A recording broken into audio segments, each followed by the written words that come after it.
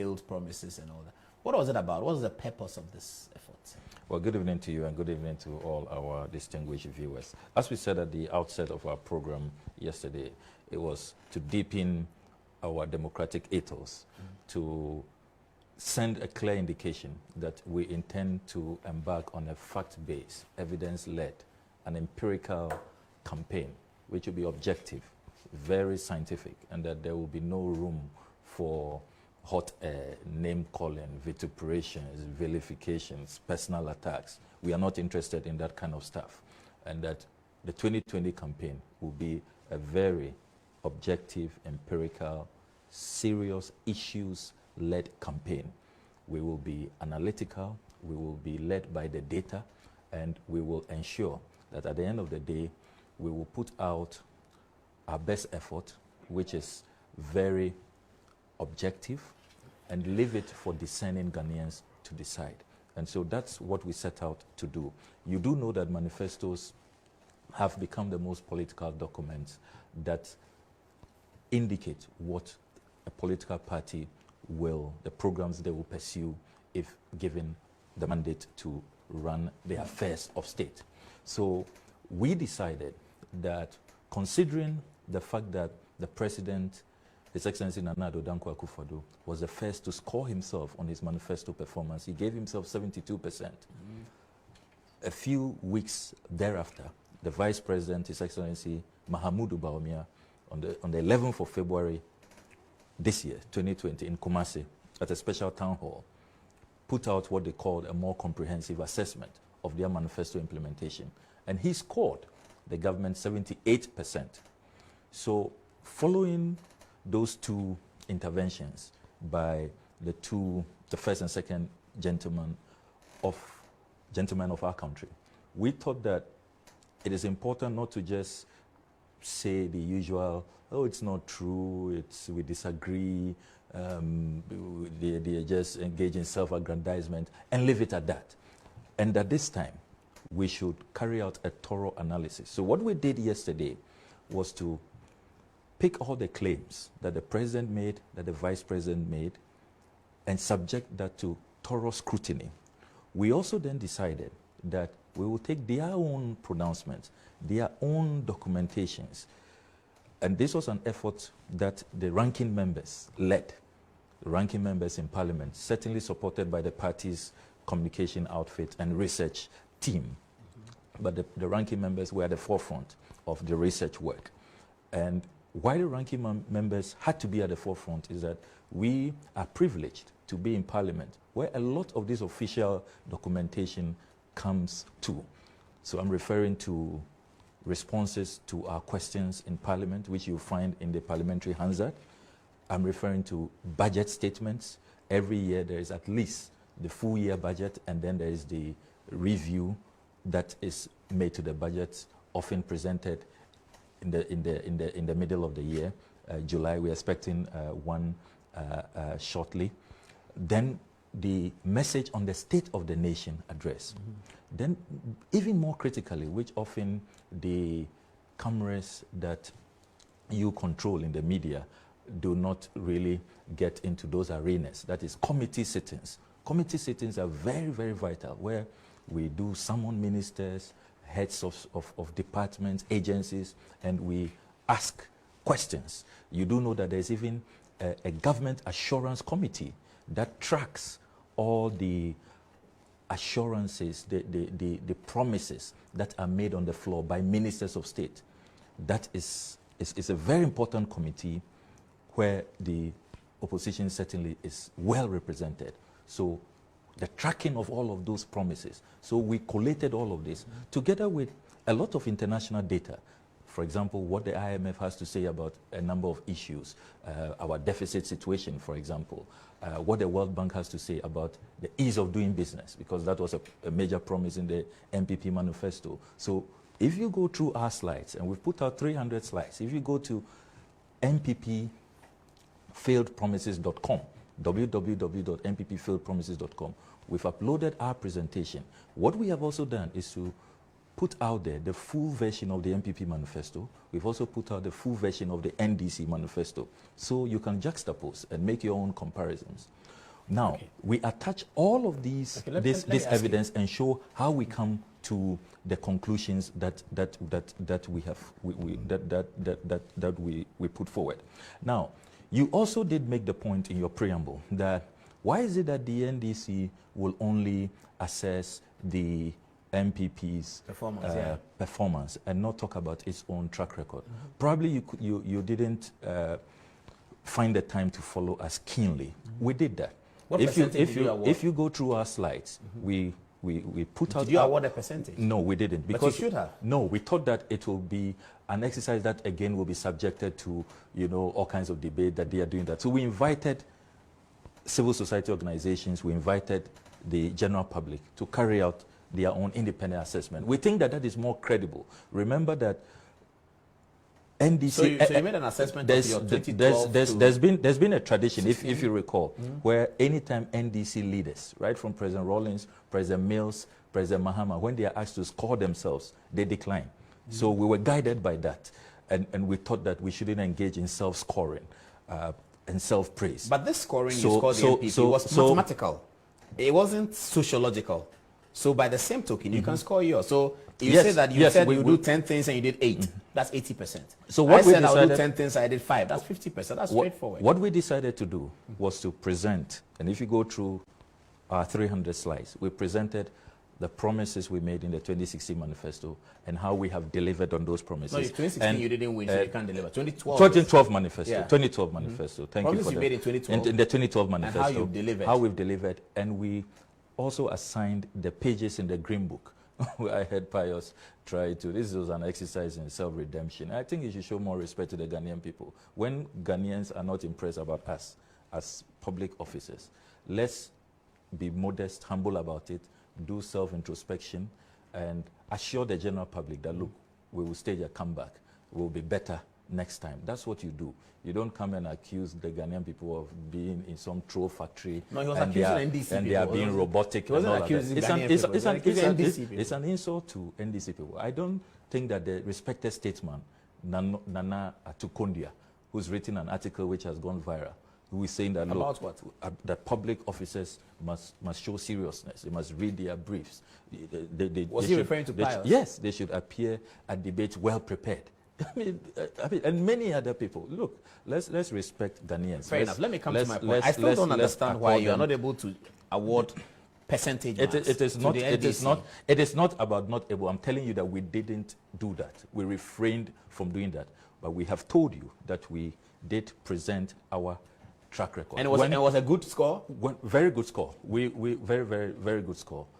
So what are some of the promises? If you give me maybe 2 or 3 of them. We promised to expand the Kotoka International Airport. That was in the manifesto? It was in the 2012 manifesto. And you know what has happened at Terminal 3.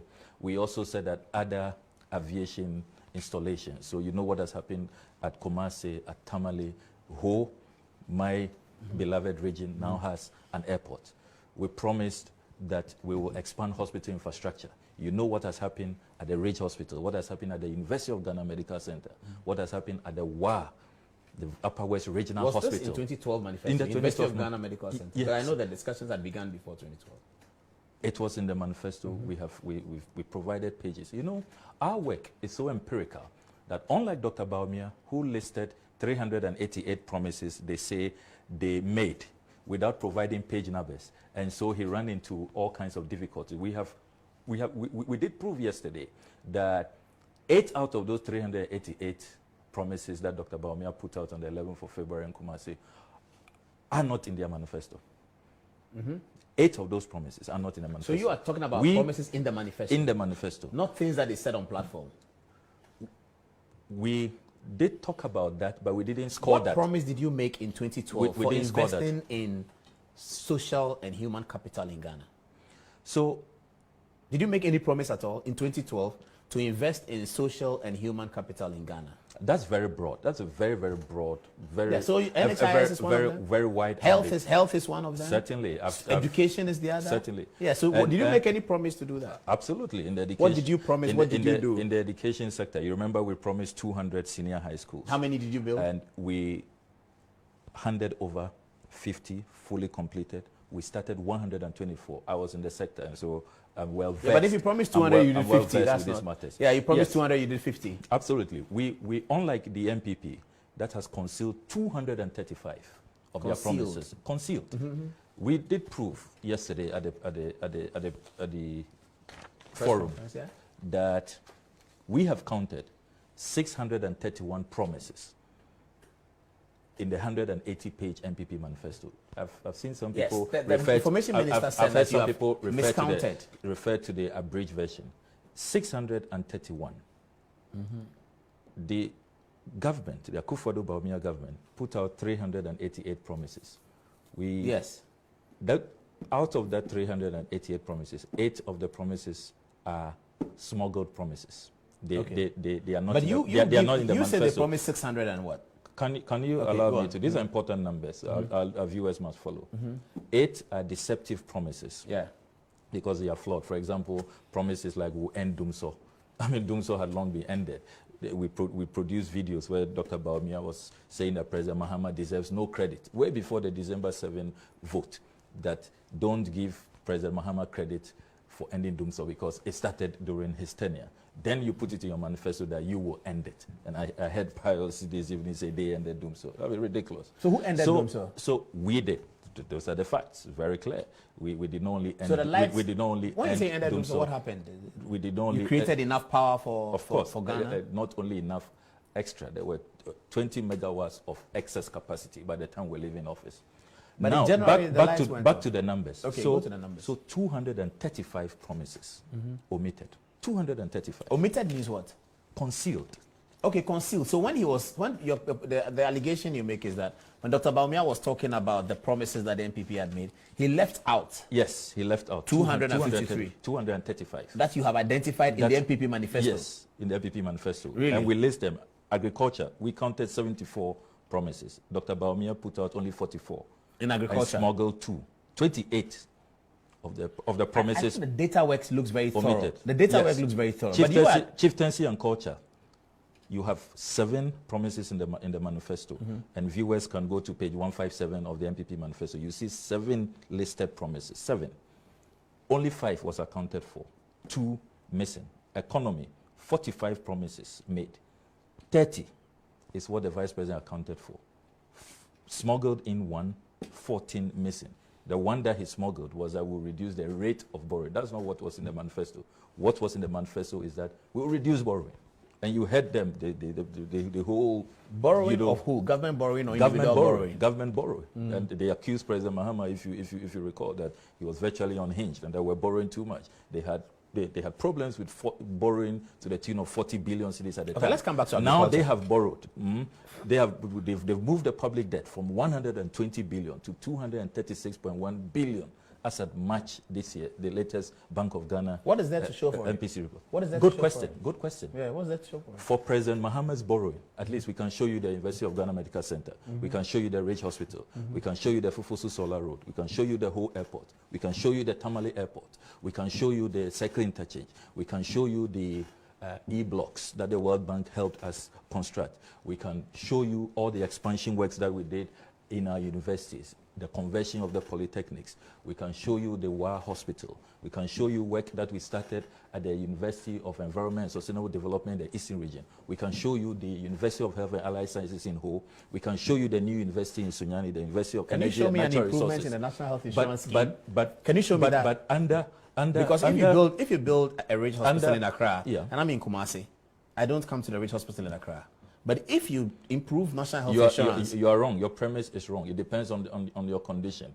There are many many sick people across the country who are transferred. My constituents, for example, there are some conditions that the Bato Catholic Hospital cannot handle. Yes, but so they are transferred but it to has the to Rich become Hospital. some conditions. It's not a prima facie that if I'm in Kumasi, I will and, enjoy and, Rich and, Hospital. And for you know, but if you improve national health insurance, wherever I am in Ghana, I will enjoy it. For you know, health insurance, national health insurance, the national health because insurance. the NPP say that you guys collapsed it and they have revived it. You are a journalist. Yes. Carry out your independent checks. Don't just take what politicians say, hook, line, and sinker, and repeat it on your show. That the health insurance was working. Was working at 2017. It's always yes. Okay. The claim the NPP make is that health insurance. That's a bogus claim. Okay. Don't. So now let's come to the vex issue. As I speak to you, the overflogged issue. Free SHS. As I speak to you, the National Health Insurance Scheme is in arrears. Yes, they've said the last time the committee of the whole met the administrator, they are in arrears. But there was a news item a year ago that for the first time, all the arrests have been cleared. The arrests have returned, but there was a news item like that. Talk to the sector actors. I want to bring you to the hospital managers. Social and human capital development. If you make secondary school free, wherever I am in Ghana, I benefit. But if you put an airport in Kumasi, that is great, but that's Kumasi. So what did the NDC do that resonates around the country in the development of social and human capital of the Ghanaian people? So many things. Let's hear some of them. Let's hear some of them. First of all, in the education sector, when you carry out progressively free education and you ensure that the vulnerable, the poorest of the poor, are not only given some stipend, if you like, but their entire cost under the Secondary Education Improvement Project when I was at the Ministry of Education, as many as 70,000 students received progressively free education. And it came with the provision of school bags, sandals, cash grants, sandals, books, and all of that, which was far superior to what we are witnessing today. When you expand water coverage from some 62% to almost 80% by the time we're living, everybody benefits. When electricity coverage moves from about 50% by the time the NDC was coming to power under Professor Mills, and we move it to close to 90%, everybody benefits. Massive rural electrification. So this myth out there that it's as though everything ends and stops with free SHS. In any case, in your manifesto, you didn't say that if you implement free SHS, then all other promises don't matter and that you should not be held accountable. Free SHS is one of the 631 promises, and it's one of the 86. What the NPP has delivered is only 86 promises when we did the count. Out of the 600 Out of the 631, only 86%. So percentage... Including free SHS. Including free Which SHS. Which other one have they delivered? Including free SHS. Which other one? But free SHS, you talk about 70,000 people whose school fees was paid. Yes. But they are talking about 1.2 million. I mean, if you're a voter, a Ghanaian, and you're looking at 1.2 million people trained in secondary school for free, compared to 70,000, surely. The Ghanaian voter is rational. The Ghanaian voter will be looking at all the other investments made. When I was sending my child to school under President Mahama, all the science resource centers were renovated. President Mahama provided buses for all the schools. President Mahama ensured that all the science labs were stocked. Parents are not only interested in just some kind of education, especially those who know the importance of education and who know that it is more dangerous to receive half-baked education. The Ghanaian voter will be looking at how the curriculum operated smoothly and that there was no gold track and all this, what people are calling traffic light. Did you also do this in this year to progress the traffic light? And that the double track, the double track system that has totally reduced quality, reduced contact hours. Parents will look at all of those things. I mean, if you look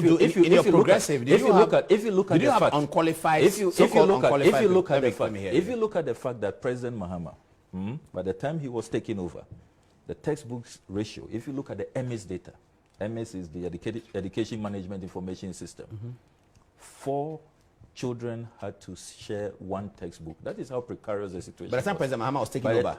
Yes. From Professor Mills? Yes. Because this was how bad the NDC had made it.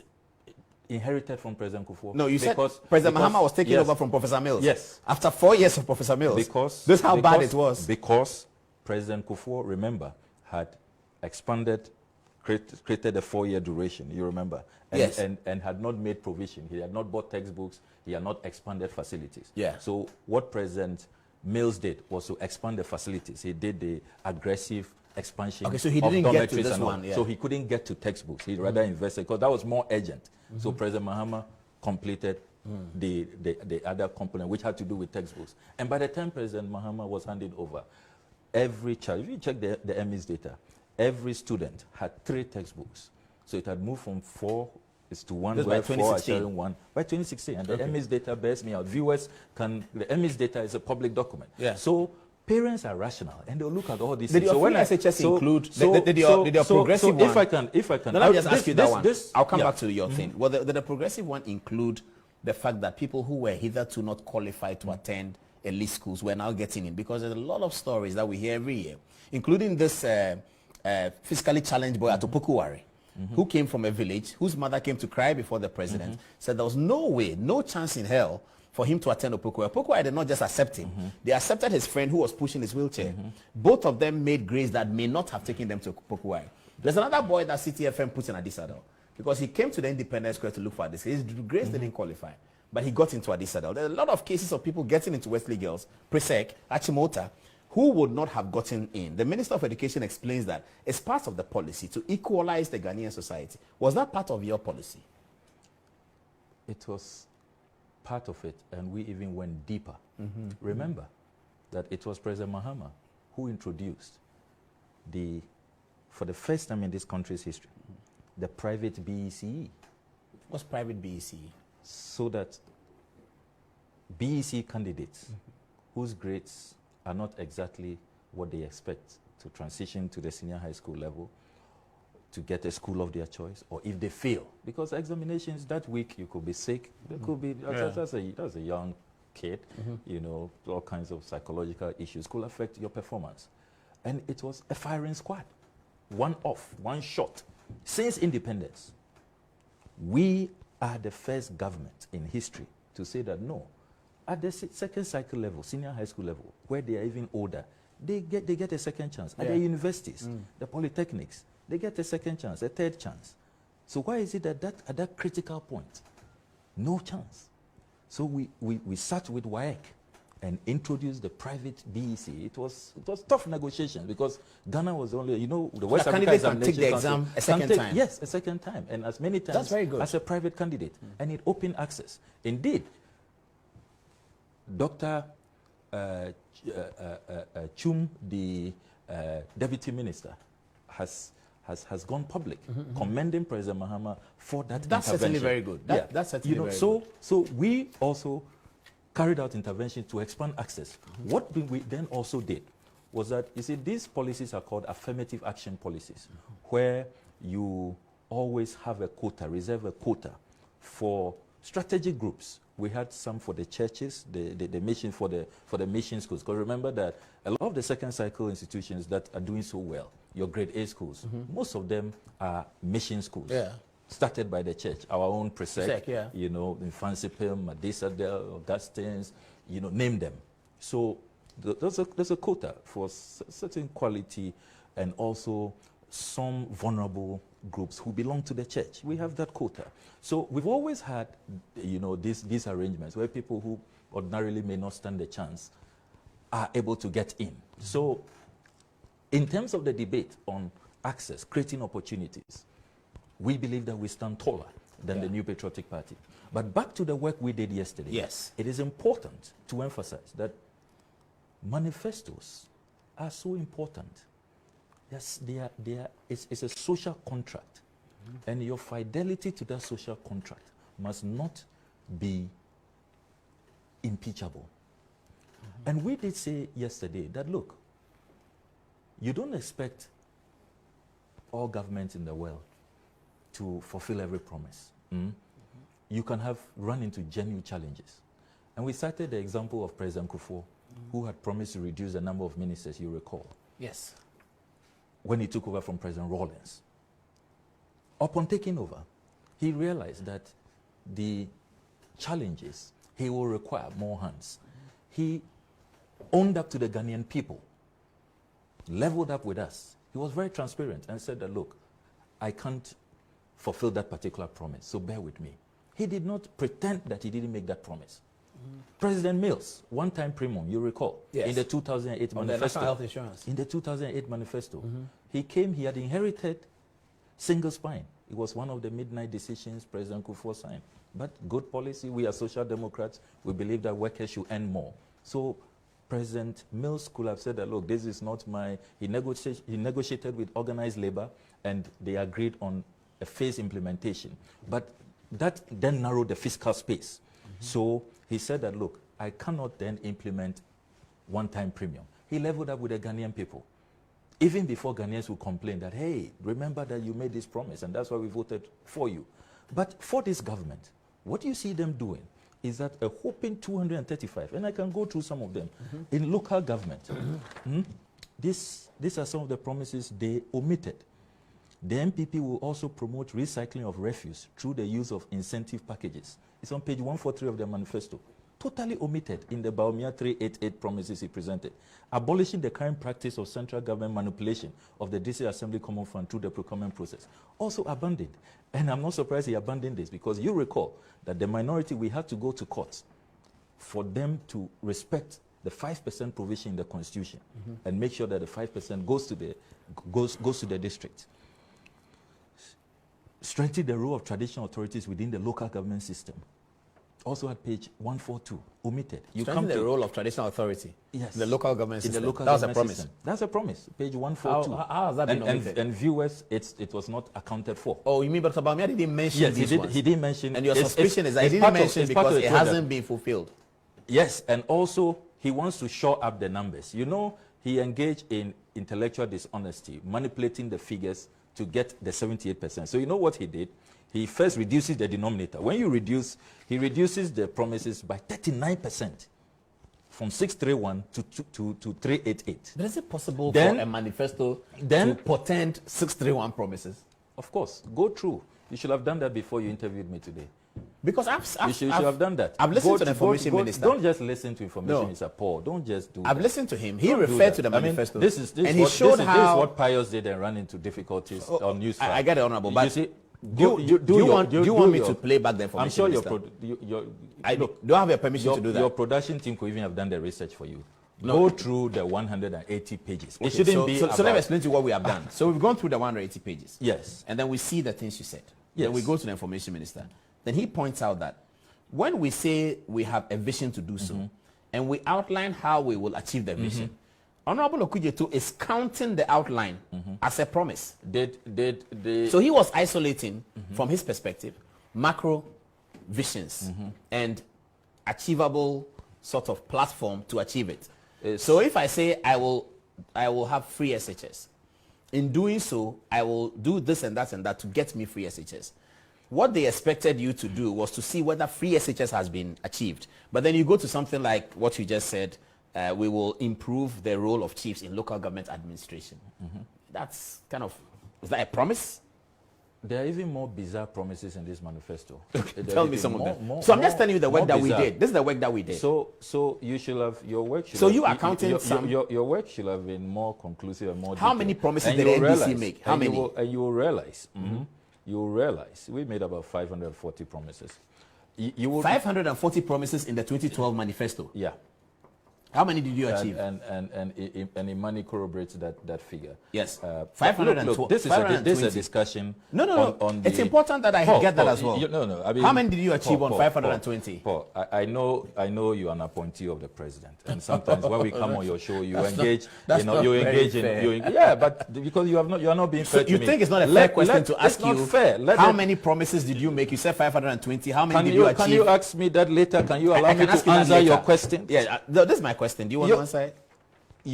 What happens to the question you asked earlier? You can answer that first. I'll come back to this. You asked a question about the information minister saying that we have added that he has what he calls a vision. Yes, let's deal with that. And that we counted a vision and counted. So but I would like to come to the 520 and how many was achieved. But we count one before we go to 2. Absolutely. Do that. I mean, this is your strategy to leave your guests confused and, you know, you just don't necessarily interject. It doesn't help. Let's let the discussion. I'm sorry about that. So let me deal with what the information minister did. Now, when you say this is your vision, we will transform agriculture and modernize agriculture. That's your vision. And to achieve that, this is what we will do. Now, if you do not do all the things you say you will do, you have not transformed and modernized agriculture. I agree with that. Yes. So that is the logical position we took. And there's nothing wrong with that. So which one is the promise? Transforming agriculture? All of that. The entire manifesto is a vision. You see how social media, they are laughing at the information minister. I mean, I have a lot of respect for Okudjeto. He's my good friend. But that outing was his worst outing. You shouldn't repeat that. It was horrible. We expected him to come and tell us that, look, you have listed 631 promises. We've gone to page 20, page 40. It's not there. You have smuggled the promise. Then you'll be making sense. But if you want to go with the line of vision statements should not be counted, then you must give us 235 vision statements. He didn't do that. He has not given us 235 vision statements. We have also told him that even his 388, the count is wrong, and that there are 8 promises that you smuggled in. Just to show up your numbers. That, as you said, that's what Dr. Bawumia did. Yes, intellectual dishonesty. I can go through the list. Look, health sector. You said that you will make accessible, affordable, and of high quality the continuum of care for women through their fertility period during delivery, including the health of children. Page 121. It's not mentioned at all. Strengthening the flagship community health planning services, CHIPS program. Page 119. You don't talk about it at all. This is Dr. Bawumia's count. Yes, Dr. Bawumia's count. It doesn't include all these things. Okay. I can go on and on. The economy, under the economy, there will be specific targets for the reduction of government borrowing and debt. Page 15. Viewers can go to page 15. He doesn't touch on it at all. Elimination of corruption, especially in procurement of goods and services, which is estimated at about 1.5% of GDP annually. Page 18. He doesn't touch it at all. Implement a strategy aimed at repositioning the country as an internal financial services center, like Mauritius, within the region to create jobs. Page 16. This is a major promise. Many young people. This one was achieved and it was overturned. This particular promise was achieved by Mauritius, President Kufuor. Yes. Ghana as a financial center. Yes. Professor Mills sort of overturned it, but President Kufuor started with the Barclays Bank. I'm not interested in the history. Yeah. I'm interested now. So maybe that's why they left it out. My submission is that Dr. Bawumia has left 235. Now, if the information is, if government will want to put out a credible rebuttal, they should give us the reasons, 235 reasons why they left out these 235 promises. That's the point we are making. Then very well made. Then we have also made another point, which is a very important point. Okay. That look, to show up the performance numbers, what Dr. Bawumia did was to list 189 promises, which he says they are delivering, and added it to the delivered, so that he will get 78%. We contend that 42 months in power, you just have some 5-6 months to go. For example, you say you will build a catapult. I like the way you said it on Joy FM. It's a midnight. Yes, it's a midnight of your tenure. Midnight of your tenure. Midnight. Okay. Midnight. Catapult. There's nothing there apart from a signboard. If you go to the Volta region, they are calling the director who they've appointed for several months now, who is drawing down fuel, who is being paid at our expense, and there's not a single block. You go there and it's full of rodents, weeds. They're calling him... At the site for the catapult. Yes, they're calling him the director of Signboard Port. That's his nickname now. Signboard Port. 42 months, you couldn't deliver the port, and yet you say you are delivering. Another promise is that at KNUST, you will establish a manufacturing plant. 42 months. We don't even have drawings. You've brought nothing to Parliament. We've been asking you about that manufacturing plant. You don't have anything to tell us. Then you add it to your delivery. You promise that you establish industrial parks, and their promises so lofty, very lofty. Industrial parks in every region. Okay. You say you are delivering. Can you imagine? Delivering. 42 months, you haven't delivered. This 5 months. No, none is ready. None, not one. Then another promise, the Kole Lagoon will be restored, and its fish stock will be restored. Take a drive there. And 42 months, nothing to show. Then you say you are delivering. You say that massive infrastructure to prevent flooding. You are delivering. I mean, when 42 months, Honorable Atachi has been crying in Parliament, lack of funds, it's not been resourced. We need billions of cedis to address the Accra flooding challenge. This is an engineering issue, it's an infrastructure issue. No funds has been given to him, and yet you say you are delivering. 42 months you couldn't deliver, you say you can deliver in 5 months. That's a big joke. You don't take the people of this country for granted like that. You must be discerning, you must be respectful. You must show the people of Ghana some modicum of respect. You don't do that. Engage in this intellectual dishonesty so that you can then show up the numbers and say that I have achieved 78%. Who does that? When you should actually, what they should have been doing is that you come before the Ghanaian people and say, look, all these promises, we accept, we couldn't do it. So please, bear with us. Then we will see that, look, at least you respect us. But when you engage in this intellectual dishonesty, you first reduce your denominator, conceal 235 promises. Then you go and list some 189 and create a nebulous, amorphous, rather illogical category called delivering. No evidence to back it. And then you add it to what you have delivered and say you've done 78%. What do you take us for? They thought that we won't have time to go through the documents, to go through their presentation. We have done that, and they stand exposed. Another thing we have done. My question is outstanding, so when you're ready. Yes, I'll come there. Another thing we have done, which the NPP should be grateful to us for, is that we have been exceedingly charitable to them, very generous. First of all, if you divide the 631 by 86, you get 13.6. Yes. So I don't know, but I believe you. Yes. So 13.6. So we even donated some 0.4% to them. We've been very charitable. Then there are also the group of other promises they made, which are not in the manifesto. This is a government that is unhinged when it comes to promises. They are just on a promising binge. I mean, it's just promise and go. And then they forget yesterday's promise and make a new promise tomorrow. President Akufo-Addo, on the 6th of October 2017, when the Jamestown Chiefs honored him, 6th of October 2017, he promised, this was 23rd April 2017, 23rd April 2017, and viewers can Google, 23rd April 2017, President Akufo-Addo promised that Accra will be the cleanest city by the end of his tenure. Cleanest city. Is that a manifesto promise? Is that a promise? No. As president? I'm letting you know how charitable we were. Okay. If we had added all these promises. How would you categorize this promise? Manifesto or these are not manifesto promises. Okay. These are promises as they've been in government. If we had added it, we played with some models. This is not a vision, this is not an ambition, it's a promise. I mean, forget about this vision, mission statement. What did they take? What did they take Ghanaians for? This is a big joke.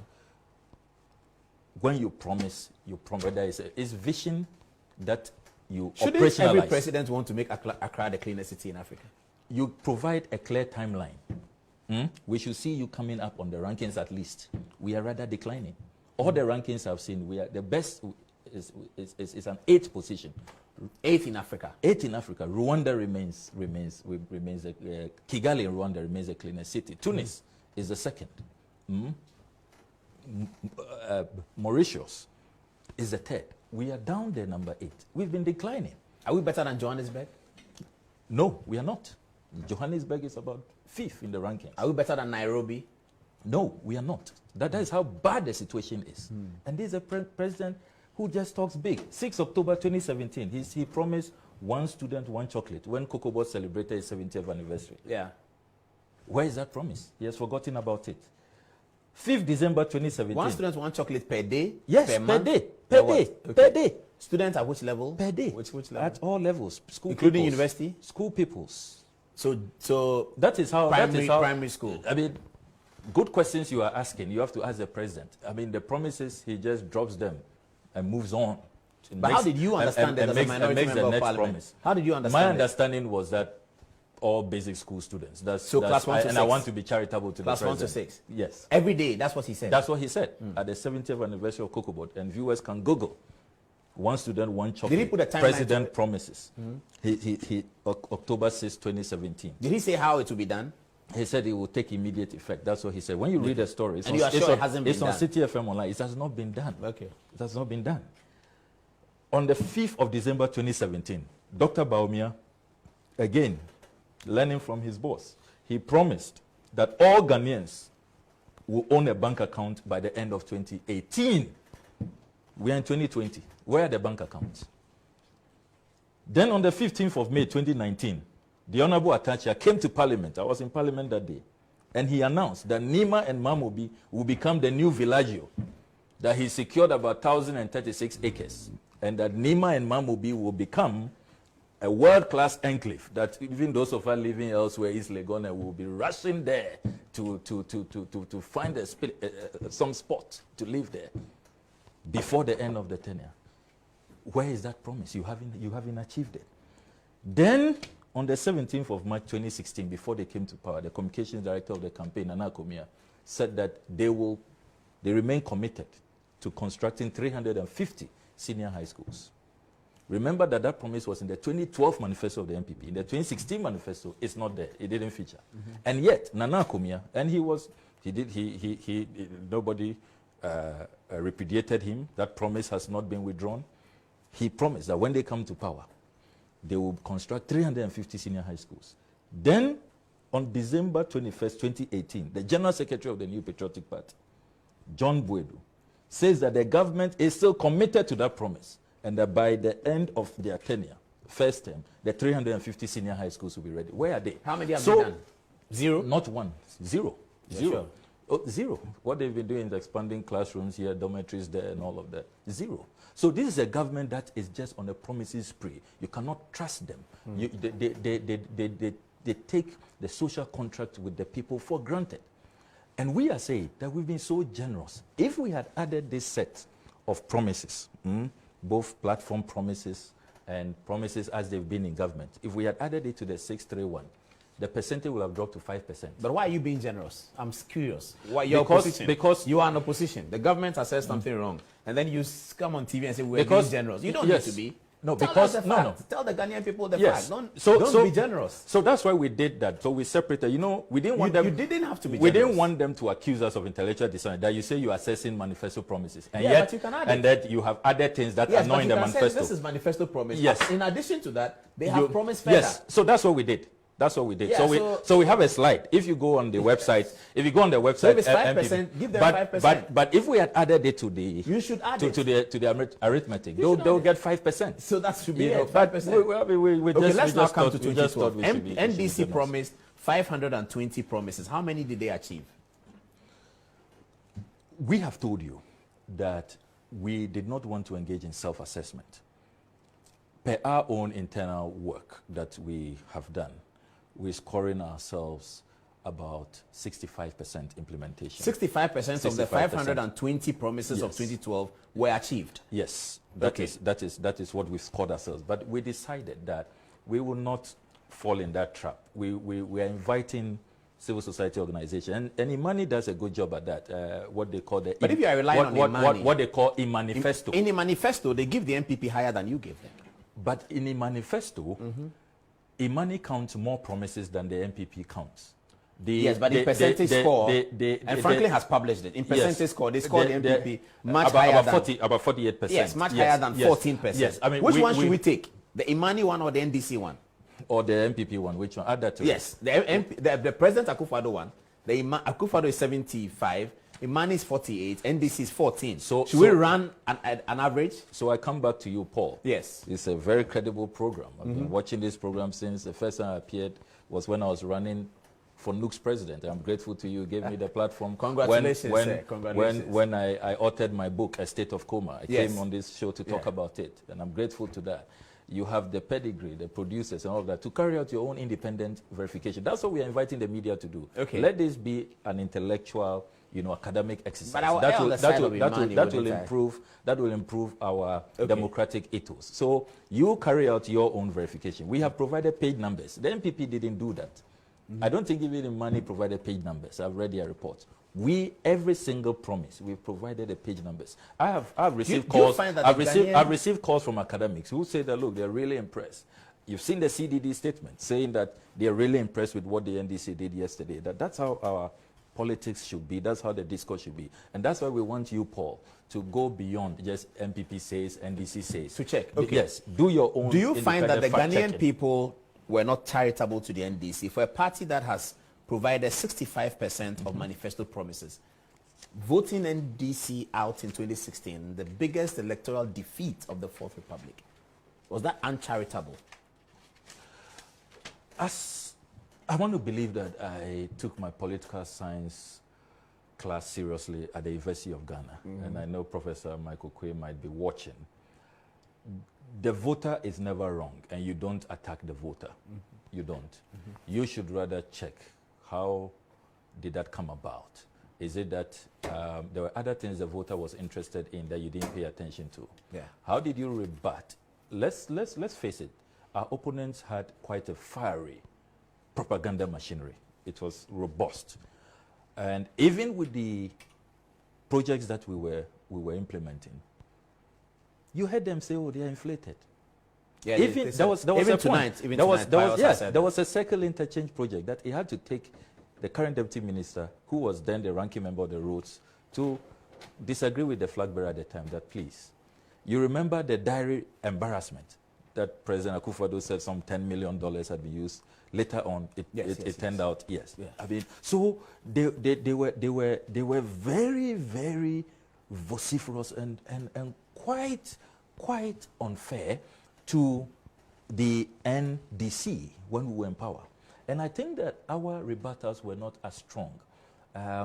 We should have been more. I mean, take the Green Book, for example. The Green Book today has become, I put out a post that I have found 30 from my search, and those who are interested. You go on my Facebook, more than 1,000 people. Though they saw that I had posted, I have only 30 to give out. More than 1,000 people. The Green Book has become the most sought after book. Everyone wants it. Everybody wants it. And when the ministers are now subjected to street proof, give us a page where it's a fantasy project. They cannot. Now, we were told that these are fantasy projects, and let me wish the health minister speedy recovery. You saw what's been going on social media. They say, oh, he's sleeping at page 28 of the Green Book because they said they are fantasy projects.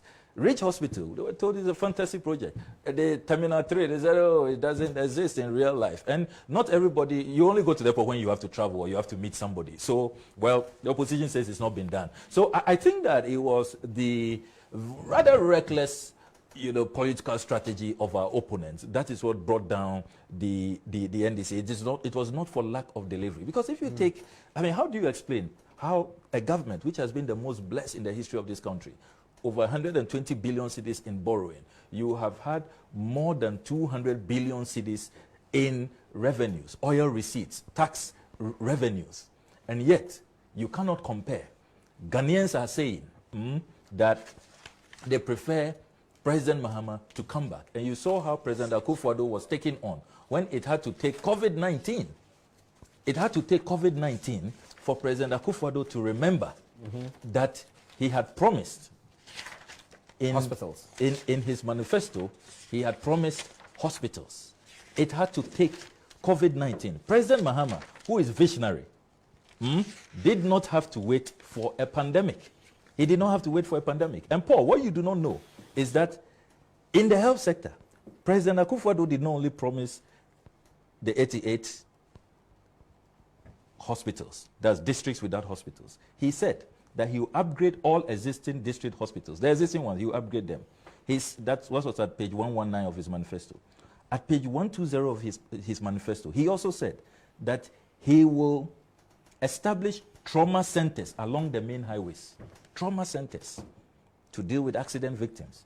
At page 149 of the manifesto, he said, we will build 2 new police hospitals, one in Sunyani and the other in Bolgatanga. Let me ask you. We will construct a new military hospital in Tamale. Page 151. We will construct 2 prison service hospitals, one in the southern sector and one in the northern sector.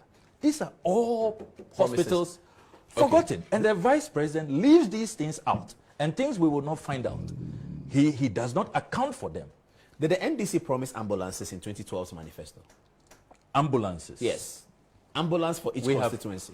No, we did not. In the 2012 manifesto? No, I don't recall we did that. You are sure that you did not? I don't recall. I don't recall that we did. If you don't recall, that's fine. I want to choose my words carefully. Yeah, if you don't recall, that's fine. What I do know, however, is that we have been stocking the National Ambulance Secretariat, National Ambulance Service for years. Professor Mills bought, I recall, about some 100 ambulances when he was in power. President Mahama did the first round. I think the second round, there were quite some issues. That is the one this ambulance thing, was it part of the NPP promises? No. An ambulance in each constituency? No, it's not. It was not part of their promises? It's not in their promises. Did you make reference to it in your presentation that they have done things they didn't promise?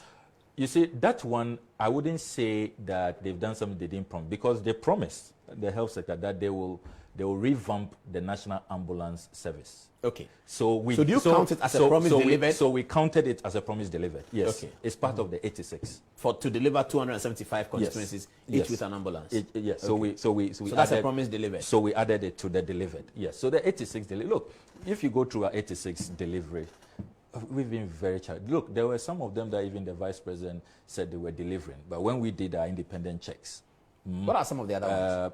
We said that, look, let's give it. For example, in the agri sector, subsidies on seedlings. There was one of the research officers we worked with who said that, look, he's a farmer. He recently bought some seeds. They were subsidized. It was cheaper than the previous year. And we said, okay, let's give it to them. Though the vice president has said delivering. So, I mean, this was... what about the Ekufi pineapple factory? Did you count as one of the factories they've delivered? The promise is clear. At the time they made the promise, one district, one factory. Ghana had 216 districts. Yes. How many? When you have not done up to 10. How many factories have they done? By our checks in Parliament. How many factories did you see that they've done? By our checks in Parliament, it's about 9. 9 factories? 9, yes. For one government? And the rest... One government in 3 years, 9 factories. They promised 216. Yes, they did. But this is the history of Ghana we're talking about from a champion. You and I studied political science. Yes. We know the history of Ghana. Yes. A government delivers 9 factories in 3.5 years. That's bad? I studied political science with you. Yes, we did. And you know that Kwame Nkrumah established more than 300 factories. You know that. 10 years. More than 300. 10 years. Yes, but divide it. Yes. Divided by so 10 years. So make Nkrumah number 1. Nkrumah is on parallel. Fair enough. Beyond Nkrumah. This is a tradition that came after 24 February 1966 and started selling these factories. Since Achampong. Has any government in Ghana delivered 9 factories in 3 years? I'm sure many have done.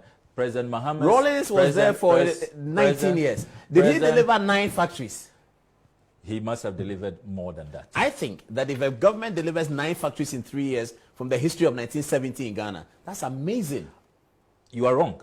Okay. I disagree. Why? I will say that a government should be conscious about our history. That since Kwame Nkrumah's massive industrialization program, about 300 factories, considering the fact that no government after Nkrumah has achieved that, I would rather be measured.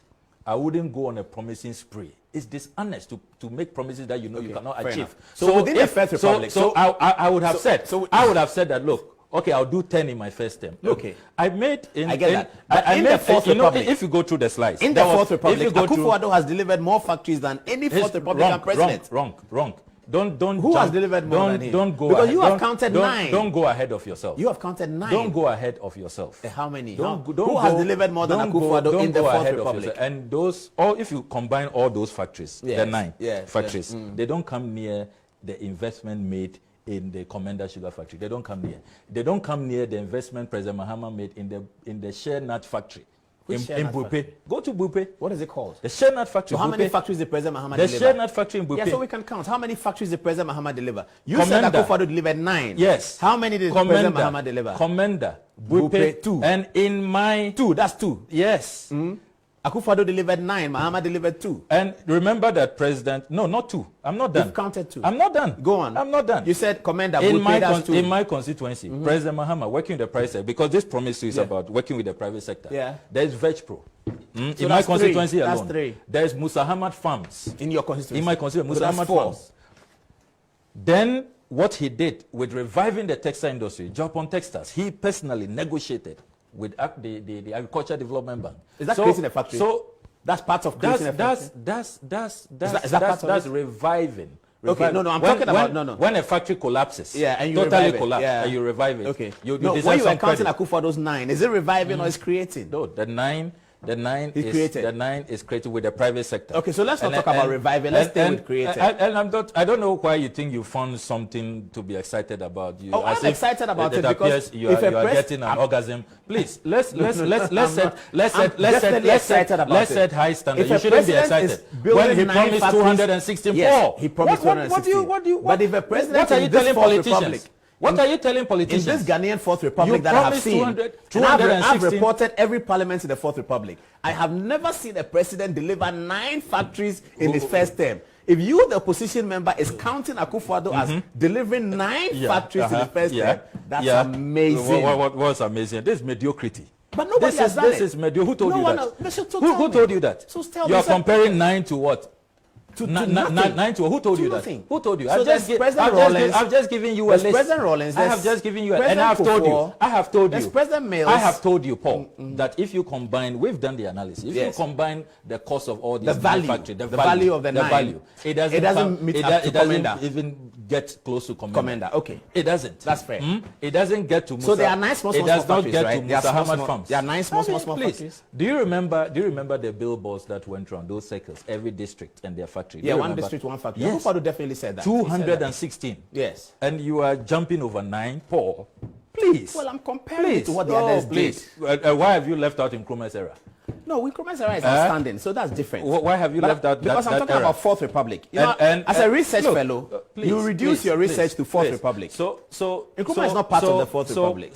But go on anyway. Paul, I will come back. I'll come back to my slides. Yes, please do. And viewers, forgive us. We're doing the Presec thing, but that's okay. And submit strongly, Paul, that when you go through these slides, you see a government that continues to let the people down. Yeah. One village, one dam. Yes. That was a promise. A flagship promise. Yes. One village, one dam. How many have they done? And you remember your famous interview with then President Mahama? As he then was. He talked about the dams being dug out. And he was asking, what do they mean by that? He's been vindicated today. Yes, he did. President Mahama asked that. These are just ponds, dugouts. They are not dams. And you say in your manifesto that it will help you achieve all year-round farming, so that during the dry season, the farmers can still have some irrigation going on. During the dry season, our communication officer went around holding press conferences in the dams. So dry. Oh, there's no water in no water. Dams. So we scored them failed on that. Okay, 0 for that. Yes, we will reduce the cost of doing business. Cost of doing business. Cost of doing business is at an all-time high. They say they'll move from taxation to production. They've introduced 11 additional taxes since they've been in power. That's important. 11. In addition to what they inherited, they've added 11 more taxes. 11 more taxes. That's actually a violation of the campaign promise. Yes, and there's a slide that if you go through a presentation, they said they'll reduce government borrowing, not the rate of borrowing. Dr. Bawumia was disingenuous, added rate to rate. So to amend the promise. As you do know, our public debt has moved from 120 billion to 236.1 billion as at March this year, according to the Bank of Ghana. They say work with universities to raise their standards to the ranks of the best among their peers in Africa and beyond. Yes, our universities. We scored them failed. Why? You've heard the agitations, the public university bill. President Mahama has been very unequivocal that he will, if that law is passed, repeal it with demonstrable alacrity. when he comes to power. The NPP people are sending me videos of some of the dams. So I've sent it to my production people. If it's ready, Jones, please have a look at it. I've sent you something. If it's ready, listen to Jones, have a look and let me know. Listen to more of the promises that they have forgotten. Yeah. Build solar parks in the northern part of the country. To achieve this, we will provide investment tax credits to owners of commercial, industrial, and utility-scale solar photovoltaic systems to take a one-time tax credit of unqualified installed costs. Page 42. Of the Facilitate, yes. Page 46 of the manifesto. Facilitate, in collaboration with the private sector, the establishment of an oil refinery in secondary Takrady. Oil refinery. They haven't even identified the land for the oil refinery. Pay our checks. Oil refinery in Takrady. Oil refinery in Takrady. That has not been. We are still struggling with thermal oil refinery. Page 135. The NPP will fight corruption head-on through preventive, detective, corrective, and punitive actions. That's very important. That's an important promise. Important How promise. have they done with that? Apart from it rhyming, the president has become the clearing agent. He has become an epitome of a leader who shields, who protects corrupt acts. He will not even allow parliament. When there is a parliamentary investigation, the president undermines parliament. You remember the cash for seats? Went out there, spoke to the media, and totally undermined the entire process. How do you think your members who are serving on the committee, how do you think? So at the end of the day, there was a majority report and minority report. The majority members, the president says there's nothing in it. It's a half and a puff by the opposition. This is a situation involving Deputy Minister of Trade. Yes. Yeah. You know, and the Honorable Alan Chairman-Tim. Page 137 of the manifesto. Statutory. So I'm on corruption. Have you finished with corruption? Oh no, I can. So how do you score? How do you score the government on corruption? The field. Zero. The field, zero. I mean, there's a Mary, there's PDS, there's a boss scandal. There's, you know, we've instituted the corruption tracker. I mean, the corruption scandals. I mean, Ajeni Boatine J at PPA, the Iceman. Who's the Iceman? The Iceman. Who's that? The Maritime Authority boss. Oh yeah, he was here. He was and here. Then the so-called air conditions. Yes, that's not true. That's not true. Then later sent. I went to the house. I did an investigation on that. Sent to the GRA. Where I went to the house. It's not far from here. You did investigation. No, I went to the house to see where the air conditions. I didn't find them. I filmed it. I filmed it. I put it out publicly. I filmed it. After the Joy, so you're challenging the Joy report. No, I'm not. I just went there and I didn't see that there were air conditions there. Well, I didn't count. I filmed it. I publicly filmed it and put it out. The Iceman is grateful to you. Oh, well, I filmed it. Page 137. Reform laws to set time limits within which an appointed authority must fill any vacancy or confirm a person acting in that office, whether institution has a watchdog role. You know what happened with the Shraj Deputy Commissioner, who the Shraj Deputy Commissioner position was left vacant for 3 good years. Somebody has sent me something. Constructed 26 fully equipped clinics. Do you know about that? Page 77. Did you know about this constructed 26 fully equipped clinics? I don't know about it. Page 77. Okay. Tar gravel roads, especially in areas of high agricultural production and tourism. Gravel roads. They said that all gravel roads. Gravel roads. Pualugu Dam consists of a solar park. Did you capture that?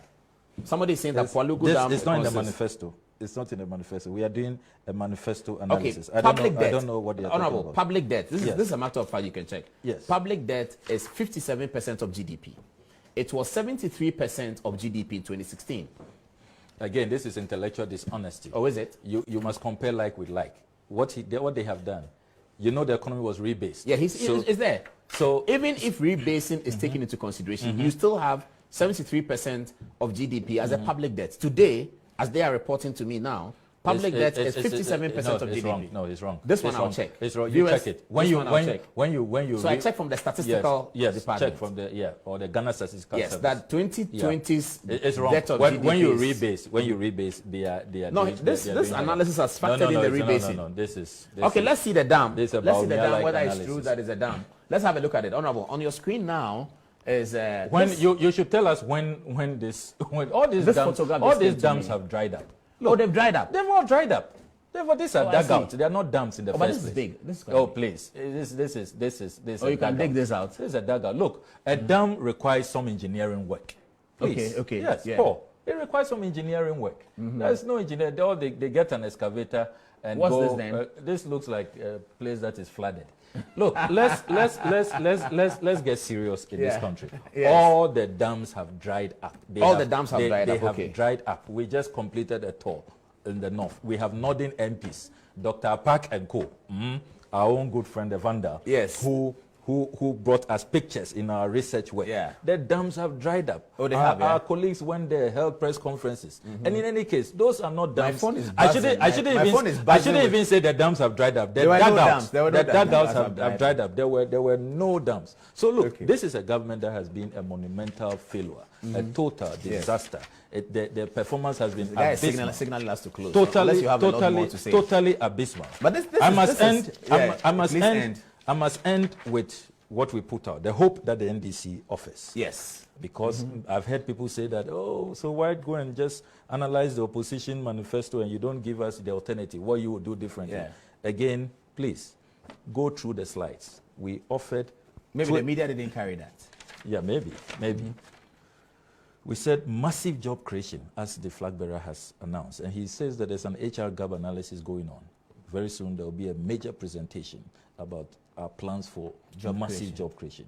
We'll expand and double the capacity of the 37 military hospital. This is a president who totally transformed Ridge Hospital. You see what he's done at the University of Ghana Medical Center. So he's a president who doesn't wait for a pandemic to invest in hospitals. So when he tells you he will do this, he will do it. Construct 2 international standard infectious disease control centers. Establish 2 additional international research centers. Formulate a national infectious disease response policy and plan. Make Ghana safe for journalists again.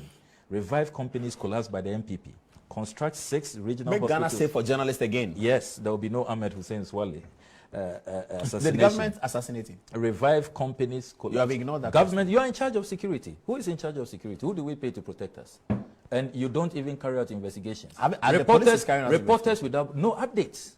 I have in Parliament, I have several questions, several statements. Just give us an update. No update. Reporters Without Borders, the U.S. Embassy, the British High Commission, they've all put out statements. Look, tell us something. What's going on? And it's affecting our press rankings. Rocco Frimpong was killed. It's affecting our press. The deputy MD of the Ghana Commercial Bank, was killed under NDC time. No updates. Is he a journalist? No, he's an official of the Ghana Commercial Bank. And you are not aware that there was no updates. But there was no updates. There was nothing. There were massive investigations. You recall? Yeah, but there's been investigations going on. Massive investigations. There's been investigations going on. We even sought international support. Lots of people have been questioned about Ahmed Swale. We sought international support. Yes, there's been people who have been questioned about Swale. You are a government official. You will know. I don't know. So provide an update. Provide, you like to pretend that you are like us. Well, you are not. I sit on the NCA board. Yes, so you are an appointee of the press. Yes, so you should be grateful to the press. You are an appointee of the press. Yes, I am grateful for that appointment. But I'm saying that so that sometimes they will understand your, rather. They don't need to understand anything. They just have to decide whether I'm doing a good job. Rather unfair approach to your work. No, this is not unfair. So the matter, Rocco Frimpong is what I was talking about. We say we'll revive companies collapsed by the NPP. All these, I mean, and you should be concerned because you have, and I respect you for that consistency, that let's support Ghanaian entrepreneurship. They should take the commanding heights of the economy. Yeah. Look, let's grow this economy. Let's grow this economy and create opportunities for all. Everybody. This warped so-called financial sector clearance and different standards for different banks and different financial institutions and all of that. I have made an application to the Speaker that the Securities and Exchange Commission must appear before the House. To explain what happened? Yes, and you are aware of the latest report that some of the closures were wrongly done. I mean, we cannot... Is there a report from the securities that some of the closures... Yes, in the media. There's a report in the media. Are you talking about Africa Watch publication? I read that yesterday. Yes, that's another one on Dr. Dufour. Yes, and see that Dr. Dufour's case is going very well in court. The last thing was that some important victories. Yeah, he won an important victory. Yes. The court was directing the receivers for compulsory arbitration. Yes. I mean, why do we do that? And we have said there could have been a humane approach. When you destroy the businesses and people lose jobs, livelihoods are destroyed. When you could look, the corporate entity should be protected. If some individuals are engaged in wrongdoing, deal with them separately. We have made that point on this program anyway. Construct 6 regional hospitals in the newly created regions. Establish 6 public universities in the newly created regions. The NDC's policy has always been that every region deserves a regional hospital, deserves a public university. And we have always done that. university, when Brongahafu didn't have a public university, we gave them the University of Energy and Natural Resources. The Volta region didn't have a public university. We gave them the University of Health and Allied Sciences. Eastern region did not have a public university. We started and secured funds for the University of Environment and Sustainable Development. Cancelled National Service and Licensure exams for colleges of education graduates. Comprehensive review of senior high school education. Abolish double track system. Complete the abandoned E-blocks. Complete all abandoned hospital projects. Reduce the size of government by at least 40 ministers. President Mahama has said that. Fix the full stretch of the Eastern Corridor Road. Dualize Aflao, Cape Coast, and Kumasi roads. New technologies for fisher folks. Build market complexes in border towns. Aflao, Elubu, and all of that. Review rent laws and provide social housing for the masses. Rapid industrialization. Reform legal and medical education to create opportunities for the youth and transform our nation. Do away with the public university bill and repeal it if the Akufo-Addo government goes ahead to have it passed. Launch a free national apprenticeship program for 200,000 youth and assist them to set up. Bold visions that President Mahama has put out in his engagements. And we say that, look, this is our commitment. And we also add that, look, the NDC will continue with our tradition where anytime we empower, you have a manifesto implementation unit. Under President Mills, it was chaired by Dr. Tony Edu. Tony Edu, yeah, I remember that. Someone you call ministers, and he's highly respected. And you must present a scorecard of how you are implementing those promises. Under President Mahama, it was chaired by Dr. Valerie Sawyer, who will ensure that ministers are abiding by their manifesto. So there was never an occasion where the NDC has to account for its manifesto implementation and 235 manifesto promises go missing. Concealed. Okay, I think we have to end here. Forgotten. It's past 11, but one of my favorite viewers, Echo Brian, sends a text. He says, good evening, Paul. Kindly tell Honorable Okudjeto Ablakwa that his suit is nice and your tie is nice, and etc., etc. Well, thank you very much. Okay. Okay, about the dams. So many text messages come to me. Marlon Anipa, good evening to you. Thank you very much for watching. I don't know whether you know who Marlon is. He's a ho man, and he likes to. He's a good guy. Okay, my regards to the Honorable His Excellency John Mahama when you see him. Okay, so I'll what's next on the campaign for you, Honorable? Now you're in full flight. Absolutely. You know that our running mate will be put out shortly. Do you know who he is? The manifesto is also Do you know who he or she is?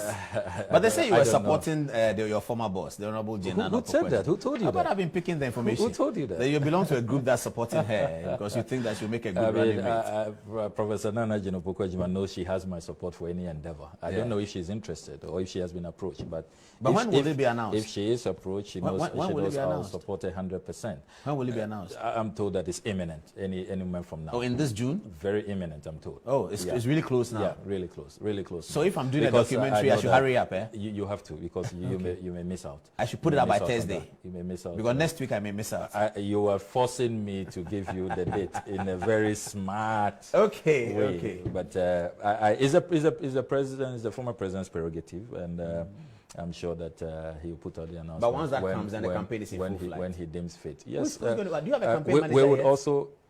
Has it been announced? We always have a campaign manager by the nature of our constitution. The general secretary is a campaign manager. Oh, I see. So we appoint coordinators. So you recall that 2012 it was Kofi Adams. Before him it was Elvis Ifria. So that announcement is also imminent. I know that the team has been put together, working behind the scenes.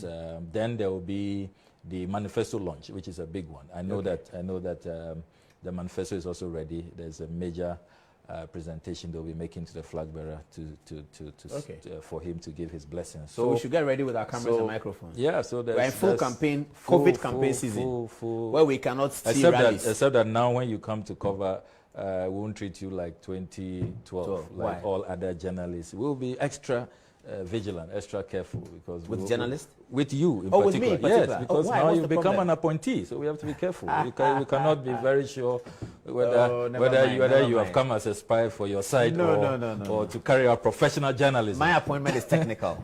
My appointment to the NCDA board is technical. There are so many people with technical expertise. Yes, it's only technical. It's not who didn't catch the president's eye. But we will hope that we'll have a good campaign. All right, well, thank you very much for coming. Thank you. One of the longest programs we've had. Thanks for having me. Facebook views went over 2,000, so that's good. Thank you very much. Thank you. And viewers, that's been very long. Good night.